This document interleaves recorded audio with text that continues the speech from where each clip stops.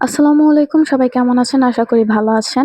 আজকে আপনাদের জন্য একটা সহজ ও পারফেক্ট পুডিং বানানো নিয়ে এসেছি।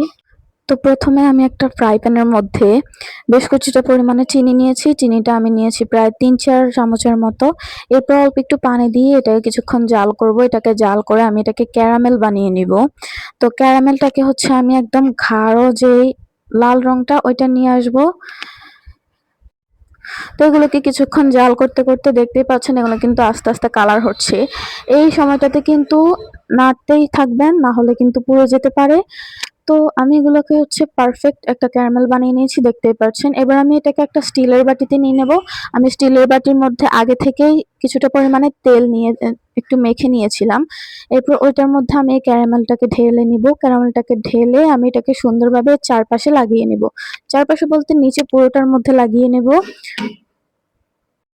কোনো দিকে যাতে ফাঁকা না থাকে সেদিকে কিন্তু খেয়াল রাখতে হবে। তো দেখতেই পাচ্ছেন আমি বাটির মধ্যে ক্যারামেলটাকে ঢেলে নিয়েছি এবং এটাকে সুন্দরভাবে চারপাশে লাগিয়ে সেট করে নিয়েছি। তো এবার এটাকে অপেক্ষা করতে হবে যতক্ষণ না পর্যন্ত এটা বাটির সাথে শক্ত হয়ে সেট হয়ে যায়। তো আমি এখানে ১ কেজি পরিমাণে দুধ নিয়েছি। ১ কেজি দুধের মধ্যে আমি হচ্ছে এটাকে কিছুক্ষণ আগে থেকে জাল করে নিয়েছি। এবার আমি একটা বাটিতে নিয়ে নেব ৪ টা ডিম। তো দেখতেই পাচ্ছেন আমি একে একে ডিমগুলো সবগুলোকে নিয়ে নিয়েছি। ডিমগুলোকে নিয়ে নেওয়ার পরে আমি এখানে পরিমাণ মতো চিনি দিয়ে দেব। চিনি দিয়ে আমি ডিমগুলোকে ফেটিয়ে ভালোভাবে এটাকে মিক্স করে নিব। এটাকে একদম ভালোভাবে মিক্স করতে হবে যাতে এর মধ্যে দানাদার কিছু না থাকে। চিনিটা যাতে একদম ভালোভাবে গলে যায়, চিনি গলে যাওয়া পর্যন্ত আমি এটাকে ফেটাবো।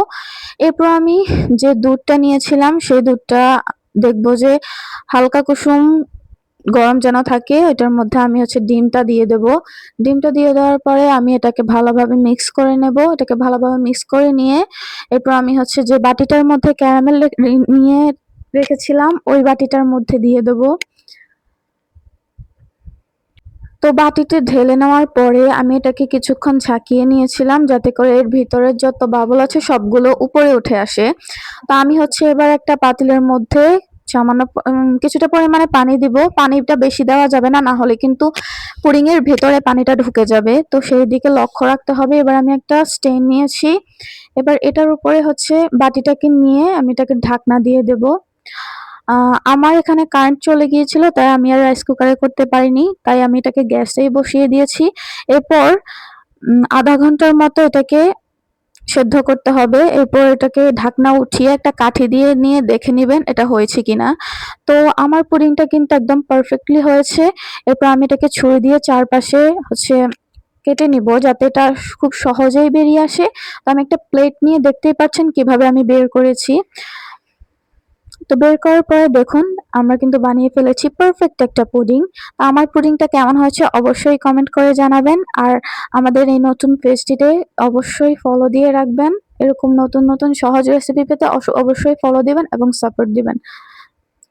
তো দেখতেই পাচ্ছেন আমার পুডিংটা কিন্তু একদম পারফেক্ট ও নরম হয়েছে। দেখতেই পাচ্ছেন, দেখলেই কিন্তু বুঝতে পারবেন।